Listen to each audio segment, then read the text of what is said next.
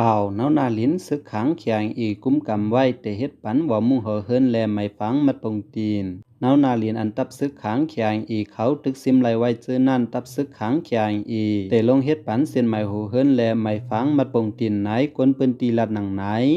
ผู้ใจเนาปืนตีก้อนหนึ่งลัดเนว่าเจ้าข่าวเขียงอู่เขาตึกลงเฮ็ดปันเส้นไม่หูเฮินป้อมเฮ็ดไม่ฟังอำไรอยู่เปิงจำในแต่อำเจ้าหนังคาวันไหน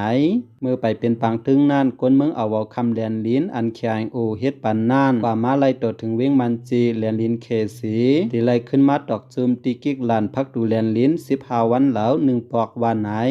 นางยิงเนาปืนตีก้อนหนึ่งลัดเนว่ากันลงปันไม้ฟังมัดปงตีนนายอำเจ้าตึกจังหาเฮ็ดปันกุยเมื่อเหลียวในเป็นเตียนขึ้นซิมเอาไว้แทงนั่นแลอองเตียนมีจุ้มเจเวงเขาปักไว้เตียนเขาคุ้มกำไว้เมื่ออันตั้งเจอนั่นก็เขาตื่นเฮ็ดมาตาสีอวันไหน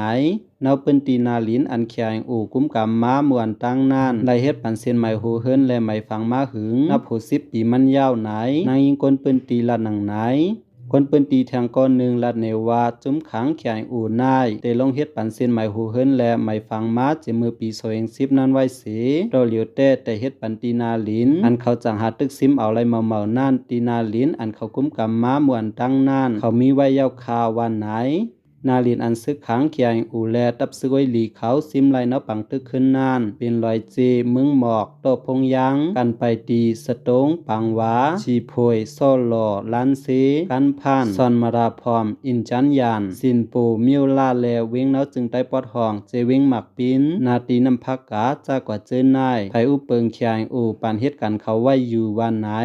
ออกขาคอมมุนเขาในกอขาวและอิงออกมาที่คองอแรงหุ่นเมาเต็มตังไว้มีหนังในคาว